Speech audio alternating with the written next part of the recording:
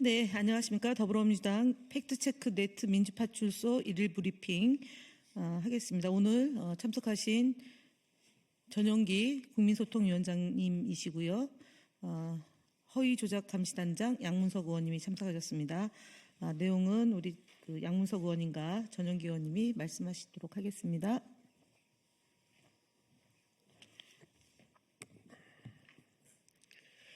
더불어민주당 팩트체크넷 민주파출소 1일 브리핑을 시작하도록 하겠습니다. 안녕하십니까. 더불어민주당 허위조작정보감시단 양문석입니다.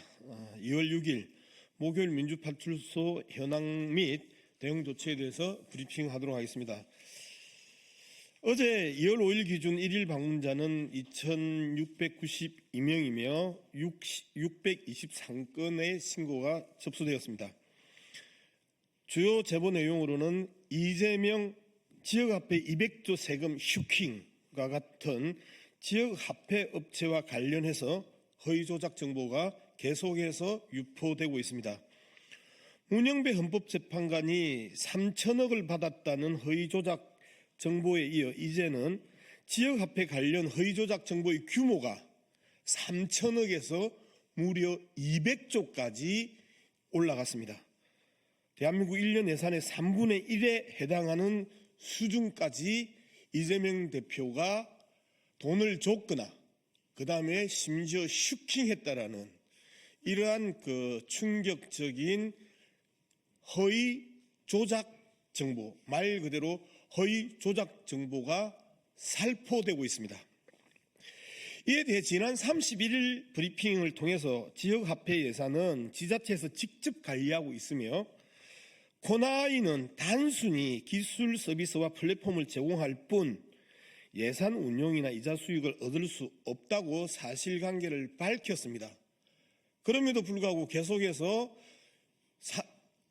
200조까지 이재명 대표가 슈킹했다라는 이야기들이 공공연히 살포되고 있는 이 현상을 우리는 단호히 법적 조치하겠습니다. 허위조작 정보감시단은 지역화폐 관련 가짜뉴스를 지속적으로 모니터링하고 있기 때문에 계속해서 여기와 관련된 살포자들은 반드시 법적 처벌을 각오하고 있어야 될 것입니다.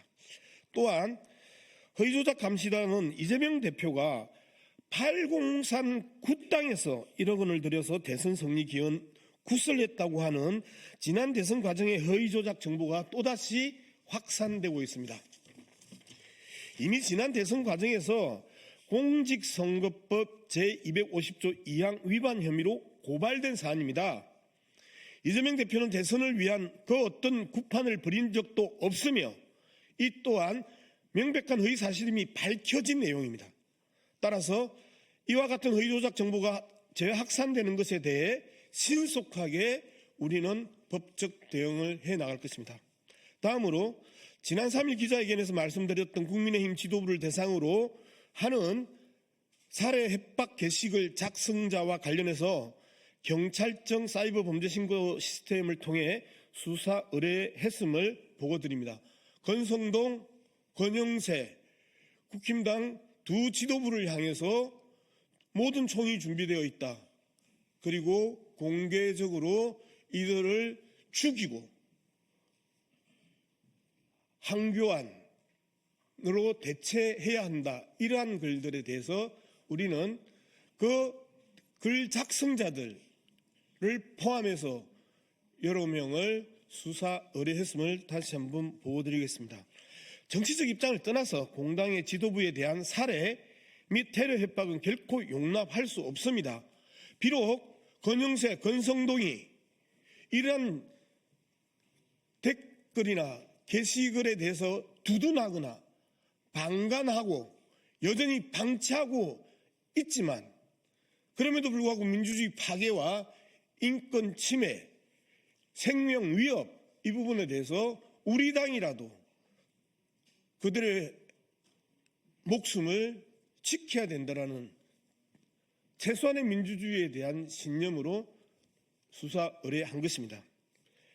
이어 유튜브 신고 접수 현황에 대해서 보고드리겠습니다. 국민소통위원회는 지난 1월 15일 신고한 이봉규 TV의 유튜브 영상이 명예훼손 콘텐츠로 확인되어 삭제 조치되었습니다. 해당 영상에는 이재명 대표가 초등학교 6학년 때 여학생을 집단 강간했다 하는 등의 정말 허위의 조작의 정보를 유포했습니다. 유튜브 커뮤니티 가이드라인의 법적 정책에 따르면 명예훼손에 해당하는 콘텐츠에 대해서는 엄격한 제재 조치가 이루어지고 있습니다. 국민소통위원회는 앞으로 더불어민주당과 당 소속 인사들의 명예를 훼손하는 허위 콘텐츠에 대해서 단호하게 그리고 적극적으로 대응하겠습니다. 그래서 이봉규 TV를 우리는 고발하는 부분에 있어서 적극적으로 검토하고 있는 중입니다.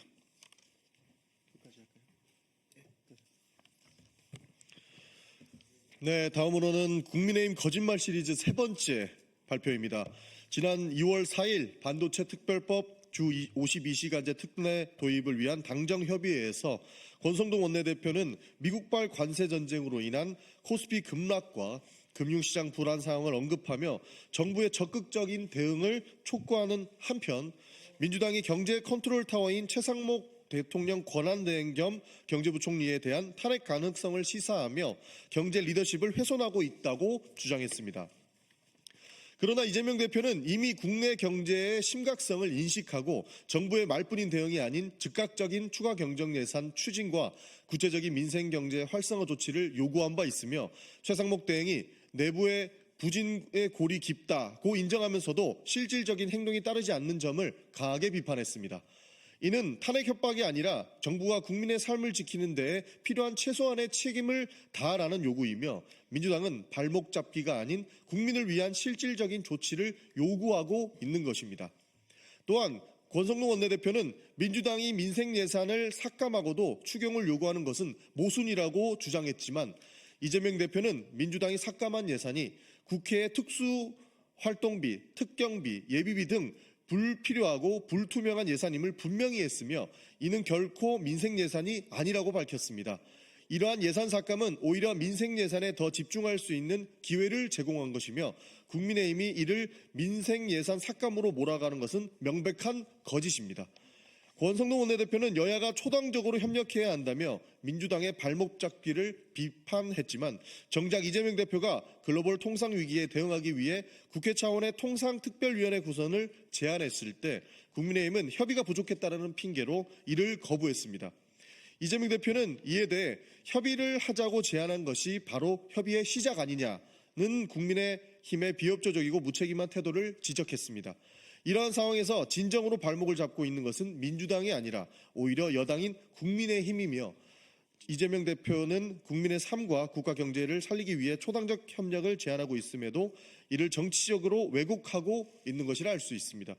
국민의힘은 반복적인 왜곡과 거짓 주장으로 국민을 혼란에 빠뜨리고 있으며 정부와 여당은 이제라도 책임 있는 민생 정책으로 국민의 신뢰에 답해야 합니다.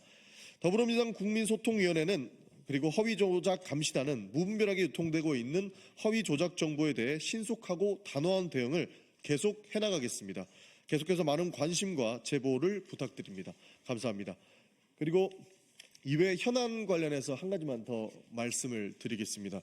윤석열 대통령의 행동에 대한 것인데요. 윤석열 대통령의 궤변과 여론몰이가 민주주의에 대한 위협이 되고 있습니다. 윤석열 대통령이 헌법재판소 탄핵 심판 과정에서 직접 변론에 참석하며 자신의 부하를 거짓말쟁이로 몰아가고 사실상 좌표를 찍고 있다. 이렇게 평가받고 있습니다. 이어 보수 언론과 유튜버들이 이를 받아서 공격하는 모습도 전 국민이 보고 있습니다.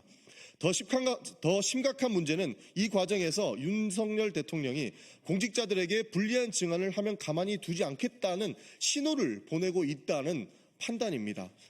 본인은 직무 배제를 한 상태이기 때문에 문제가 없다고는 하지만 그것은 본인이 느끼지 못하는 점에 불과하고 밑에 있었던 하위 부하들은 충분히 느낄 수 있다는 점을 지적하지 않을 수 없습니다.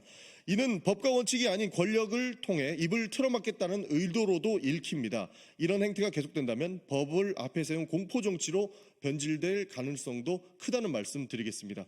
그리고 방어권을 행사하는 것과 사법부에 대한 정치적 압박은 전혀 다른 문제임을 밝힙니다.